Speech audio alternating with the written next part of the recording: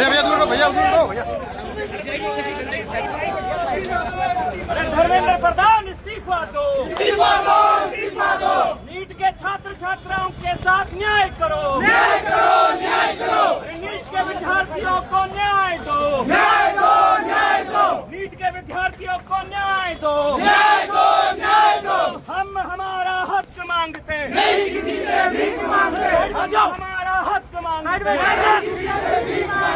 NEET के विद्यार्थियों को न्याय दो, न्याय दो, न्याय दो। नीट के विद्यार्थियों को न्याय दो, न्याय दो, न्याय दो। पेपर लीक बंद करो, बंद करो, बंद करो। पेपर लीक बंद करो, बंद करो, बंद करो।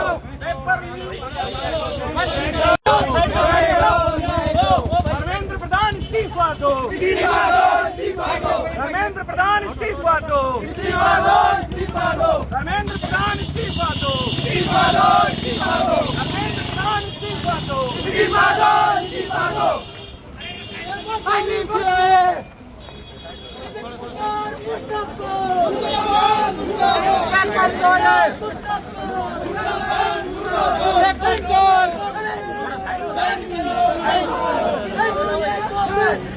बैन करो, बैन करो।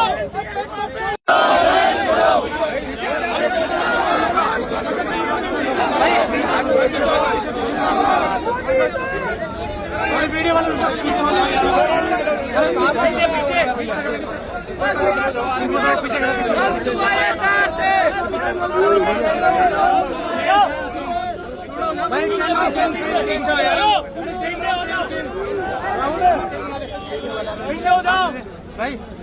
पीछे यार। देखिए, आज पेपर लीक के खिलाफ हजारों की तादाद के अंदर जयपुर में ये नौजवान जो है इस बात को साबित करते हैं कि इनके अंदर कितना गुस्सा है। आज पेपर लीक का जिम्मेदार कौन है, क्यों अभी तक जो है चेहरे सामने नहीं आए हैं।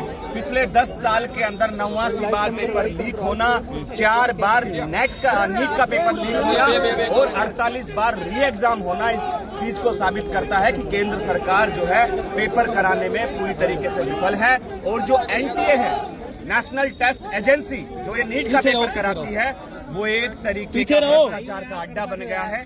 आज इन छात्र छात्राओं की मांग यही है कि NTA को पूरी तरीके से बैन किया जाए, साथ में जो भी दोषी हैं उनके खिलाफ सख्त से सख्त कार्रवाई हो। और साथ में हम ये मांग करते हैं कि जिन भाइयों ने, बहनों ने, जिन परिवारों ने इस पेपर लीक के कारण अपने बच्चे खोए हैं, उनको सरकार 5 करोड़ रुपए का आर्थिक मुआवजा दे, सरकारी नौकरी दे और उस परिवार में जो उनके भाई बहन हैं उनकी सारे जीवन भर की एजुकेशन जहां तक पढ़ना चाहते हैं उसको पोस्ट पढ़ाया जाए। और ज्वाइंट पार्लियामेंट्री कमेटी या सुप्रीम कोर्ट की निगरानी के अंदर जो है कमेटी बनाई जाए जिसके तहत जांच हो, क्योंकि CBI पे जो है इस देश के छात्र छात्राओं को भरोसा नहीं है। शिक्षा मंत्री की बेशर्मी कैसे क्या आप कहेंगे? अभी तक किसी तरह का कोई शिक्षा मंत्री को पेपर लीक की नैतिक जिम्मेदारी लेते हुए अपने पद से इस्तीफा दे देना चाहिए, लेकिन अभी तक वो बेशर्मियों की तरह जो है बातें कर रहे हैं, बयान दे रहे हैं। जिस तरीके से राजस्थान के अंदर भाजपा और युवा मोर्चा के नेताओं का पेपर लीक माफियाओं के साथ संबंध ये साबित करता है कि इसके अंदर बड़े बड़े लोग शामिल हैं। निष्पक्ष जांच हो, चाहे वो भाजपा से संबंध रखते हो या अन्य किसी दल से संबंध रखते हो, उनका पर्दाफाश होना चाहिए। क्योंकि ये जो नौजवान हैं बहुत मेहनत और ईमानदारी से इनके माँ बाप लोन लेके, कर्ज लेके, गहने बेच के इनको पढ़ाते हैं, लेकिन जब पेपर लीक हो जाता है तो ये बच्चे हताश हो जाते हैं। आज लाखों विद्यार्थी इस देश के हताश हैं, उनके अंदर कोई आशा और उम्मीद नहीं बची है कि इस देश में पेपर सही तरीके से कराया जा सकता है। आगे की क्या रणनीति है?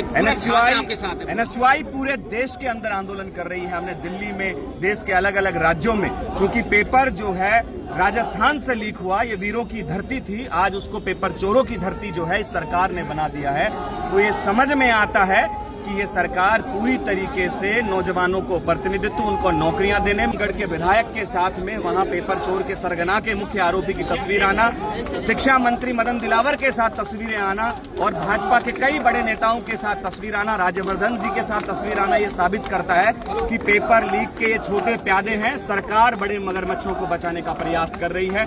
परसों सीकर में भी 22 तारीख को मेरा मार्च है और ऐसे ही हजारों छात्र छात्राओं के साथ हम लोग ये मांग कर रहे हैं कि धर्मेंद्र प्रधान इस्तीफा दो, एनटीए को बैन करो और जो ये छात्र हैं इनको न्याय मिले, इनको आश्वस्त करे, सरकार जवाबदेही जो है सुनिश्चित करे कि भविष्य में इस तरीके से पेपर लीक ना हो। पेपर माफियाओं के जिस तरीके से हौसले बुलंद हैं, जिस तरीके से पेपर माफिया बेखौफ होकर घूम रहे हैं, मुझे लगता है कि फांसी की सजा भी जो है उनके लिए कम है। और इस बात की भी जांच होनी चाहिए कि इनको बचा कौन रहा है, इनको संरक्षण कौन दे रहा है, क्योंकि कहीं ना कहीं